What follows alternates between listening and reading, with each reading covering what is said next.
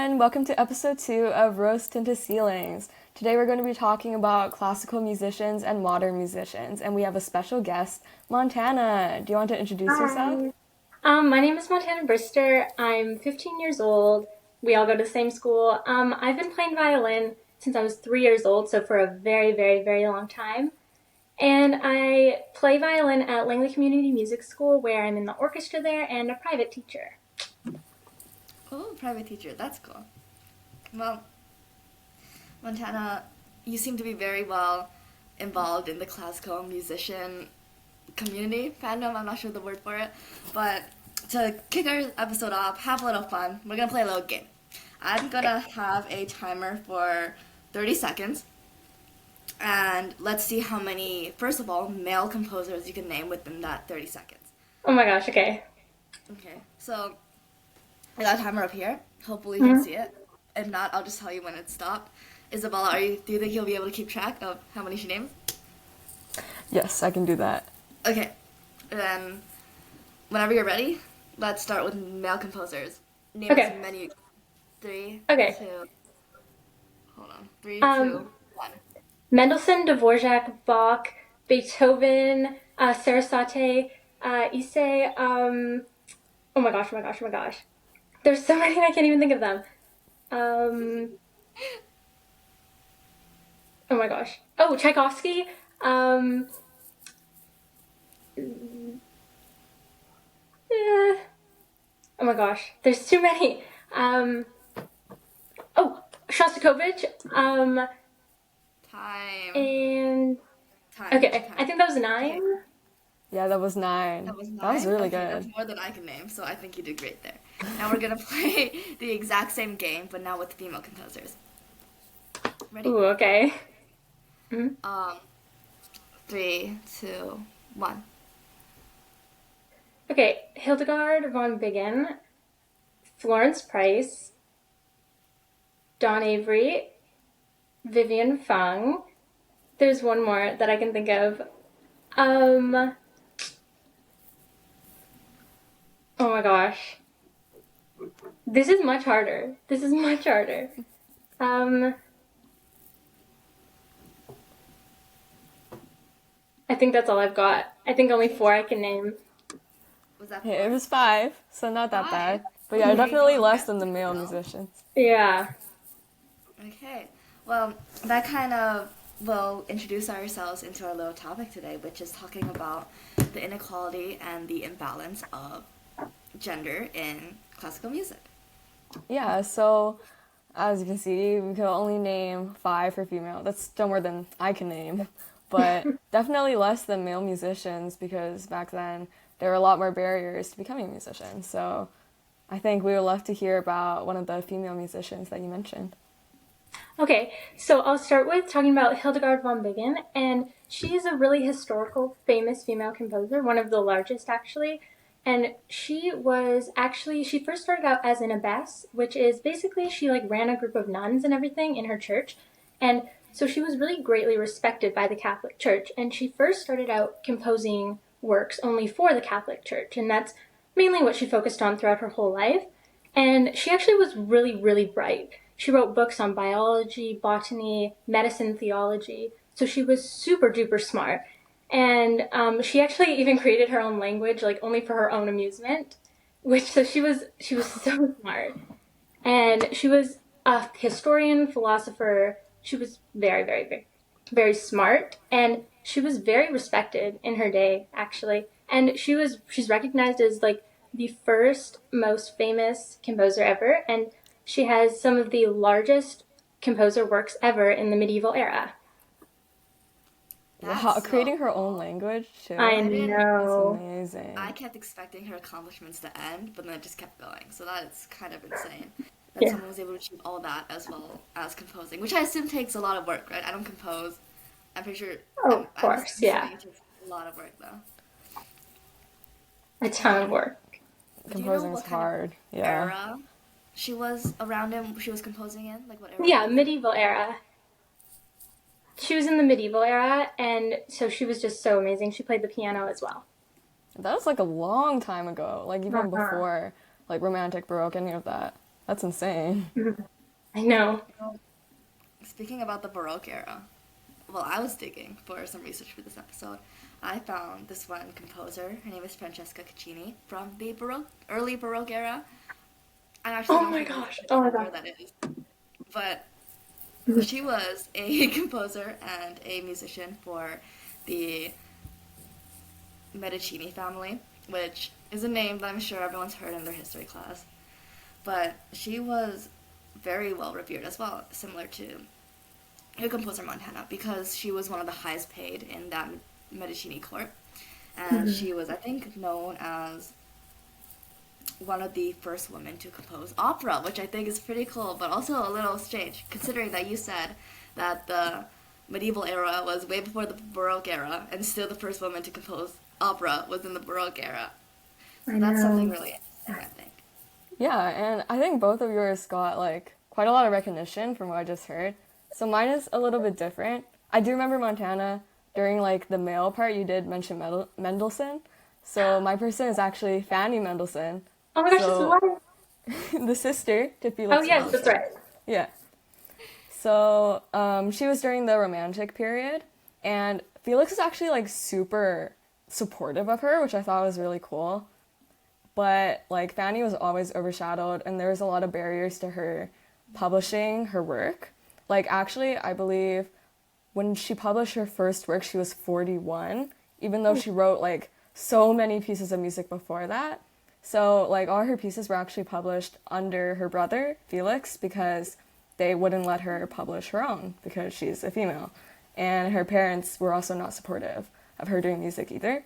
And what I thought was really sad but interesting was that they actually went to meet Queen Victoria, and then Queen Victoria asked Felix to play one of her favorite songs that he wrote, but then it was actually Fanny who wrote it, so he had to say, "Oh, sorry, Queen, Fanny actually wrote that song," and then it was like this whole embarrassing fiasco. So Oh. yeah, so today they're still finding out that more pieces that they thought Felix wrote, Fanny actually wrote. And Well, speaking on the topic of like the sisters and like the wives of composers, I wanted to talk about Clara Schumann because I found this quote that she actually said because she was actually such an amazing composer herself. She's the wife of Robert Schumann, and she said the quote, "I once believed that I possessed creative talent, but I have given up this idea. A woman must not desire to compose. There has never yet been one able to do it, should I expect to be the one." So she knew that she had this talent, but she also knew that the necessary systems to support her were not there and available for her. So she actually spent her whole life just playing her husband's pieces and just supporting him. Oh my gosh, that's really that upsetting is to so hear. So I think sad. I know. another issue that kind of brings up is how she said that there weren't any female composers before. But as we brought up, there were many great female composers. So I think, do you think that like educating people about these female composers is important? Because I feel like that could motivate more people who think like her to actually be able to know that they can get into the industry. So do you think spreading awareness about these female like composers is like important? Oh yeah, for sure. It's 100% important. And even in like the classical music industry today, we're still only like mainly playing pieces that old white men have written. And none of these female composers, like there's no diversity anywhere. And actually I found a statistic that only 5% of music that's played in the top orchestras today is composed by female musicians. Only 5%. I know. It's insane. And so it's actually completely unfair. And I think that it would actually motivate so many more young girls if we had more women who were, showcased in the classical music industry. Yeah, that's That's really beautiful, valid. yeah.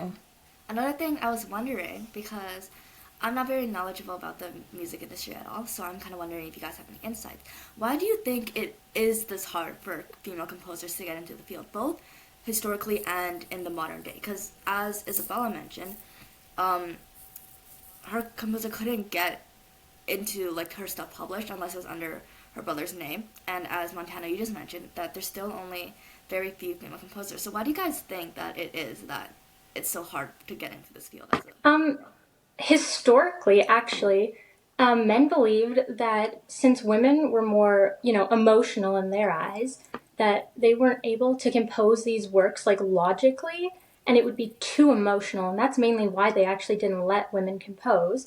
and play their works because of the emotion that they thought women had. And in this day and age, there's been more musicians that are obviously female and everything, and I think it's getting better because we are able to use social media in a way better now that we can spread all the awareness and more women are able to have a platform of their own that they can speak on. I think that's kind of crazy that you said that they use historical Mm-hmm. people thought it was too emotional for females to compose because I thought that art and music was all about expressing your emotions. I'm That's what not I sure think, why that would yeah. be wrong Yeah. under wraps. I found that really Um, interesting too because I feel like you would relate to that. A lot of our music teachers have said, "Oh, put more emotion in this piece," you Exactly. know? So that's such a giant contrast from how it was Mm-hmm. before. and Montaigne already briefly went over how things are getting better for female composers now, how female musicians are getting a bit more spotlight through social media. But do you think that the treatment they're receiving has been getting a lot better, or do we still need to work on that?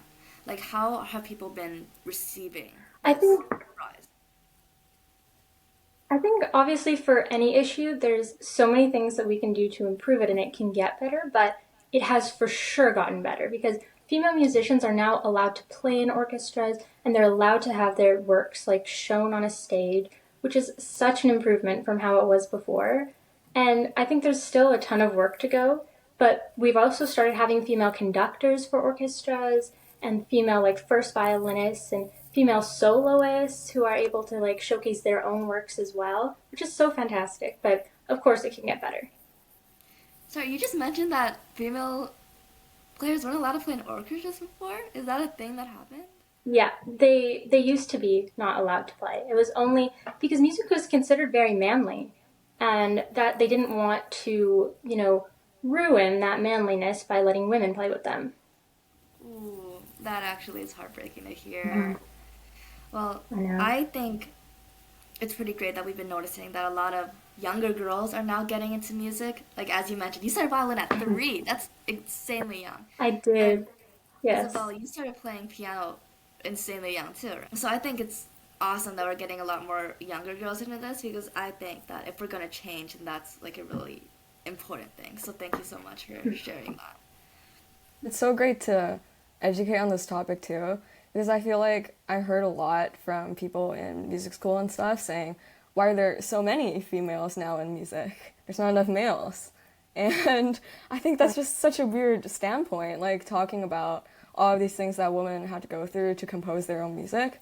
Because, yeah, of course women are getting into it now because now we can. Hmm.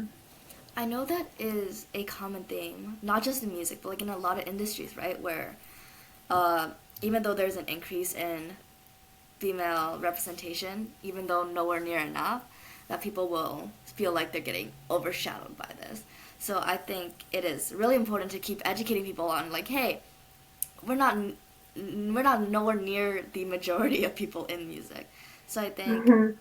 the statistics Montana just brought up were really great to kind of show that.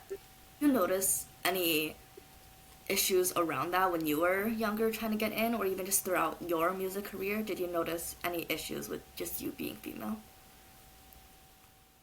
Oh, the male teachers mainly at the music school definitely are harder on females, and me and my friends have talked about that before. They definitely show more of a bias towards the males, and of course, there's nothing really you can do. Like, you don't say anything to them, you just work as hard as you can, and it actually, honestly, is a little better because it forces you to work harder, of course, but it's a little unfair, but there's not much you can do. Because of how hard you're pushed as a female, do you think it's competitive, the music industry, like even when you're in high school?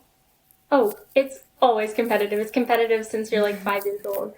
Everybody, even in like places in an orchestra, everybody always wants the best seat. It's so competitive. And in competitions as well, of course, you have your friends who are always going to be there for you and support you. But at the end of the day, everybody just wants to do well. Yeah, I've heard that because the music industry, since there's only like, what is it, one like first chair, that it's very like competitive to try to get into that seat. Um, Mhm. so do you think that women tend to have to work harder to get these opportunities than males in the industry because of how it works, or is that not really a thing? No, it's definitely a thing. It definitely is a thing. And most of the orchestras that I've actually seen, like around the world, all of the first chairs have been male, which is a little not the best thing to see. But I definitely know that there are opportunities, and women can work just as hard as men, and they can be better and just as good. So I think as we move forward, that there are definitely going to be equal opportunities. Well, that's great to hear because I think, as you mentioned, how we're on like a positive growth. Hopefully, we can see that turn into equality someday. Someday. And there are a lot of women musicians who are making it today, right? Like, did you want to talk a little bit about that? Oh yeah, for sure. And Hilary Hahn, actually, she is the best violinist in the world today, and she's female, of course. And oh, is my screen frozen? Because it looks frozen on my end. Yes, it also Is looks it frozen on frozen? our end. I Yeah. thought that was just me I though. don't know why it's doing that. No, it's okay. I don't think there's anything I can do to fix that. But um, okay. Anyways, yeah, Hilary Hahn, she's so amazing. And I was able to see her live, and it was such a fantastic experience. And I think that's so positive to have a female violinist be the best violinist in the world right now. That is I've so seen cool. You got to see her. I've seen Hmm. clips of her playing, and it's shocking. Oh, And I'm she's not so surprised. I'm not fantastic. surprised at all that she's the greatest musician right now. There has been a lot of women who have found success in the music industry today. But do you think that pursuing career in music is still realistic without like those type of connections in the industry? Because I feel like that's prevalent in a lot of industries. Oh, I think that to be successful in the music industry, it's really, really important to have connections. That is definitely one of like the main things that you need to be successful. And I know a lot of people say you can make it on your own, but no, not really. You definitely need connections. Mm, yeah, and that's one of I think it's something that's been talked about in like trying to get women into different industries because it is gonna be harder for women to make these connections and to have these opportunities just because of their gender. So that could be another thing to keep in mind on why it is so much harder for people like women to get into these industries because of what you mentioned, Montana. So I think that's really super Yeah, and I feel insightful. like you talked about with the male teachers too. Like a lot of the competitions I've been in and concerts I've been to, it's always been like a female teacher that was my connection to get me in. Like Yeah, I agree. That's been the same for me as well. Do you think it's important then to have women not only to pursue playing professionally in an orchestra, but also to try going on like teaching perhaps, like trying because I think like Isabella mentioned, that's one of the only ways we can get more younger females into the industry. So how important is like female teachers gonna be here?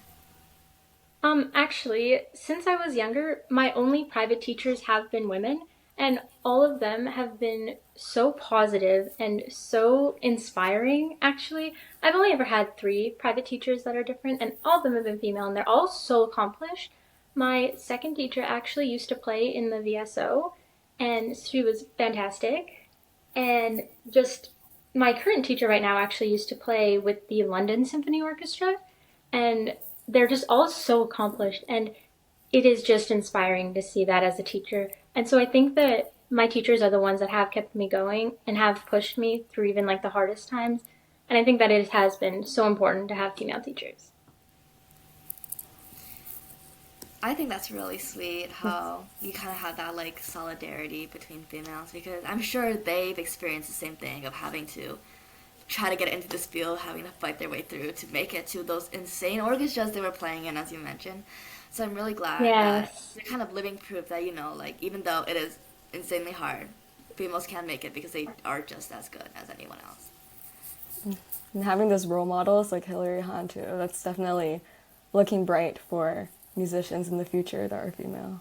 Yes, for sure. You mentioned how having these female teachers kind of kept you going, kind of kept you motivated. I just want to ask, just what's your favorite thing about playing music? What makes you love it that makes has kept you going since the age of 3? What's your favorite thing?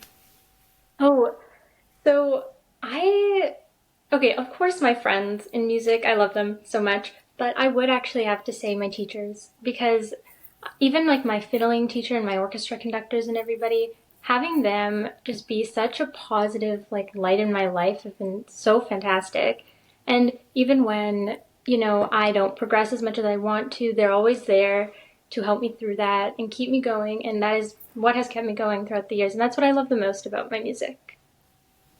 Oh, that's really sweet and kind of ties again into where we're talking about how having these like role models they can look up to is super important. So I'm so glad that's a sweet moment for you and that's kept you going because you seem really, really passionate about music and I hope that you can stay Oh, that yeah. way because it seems like something you love. Thank you That was so much for being on today.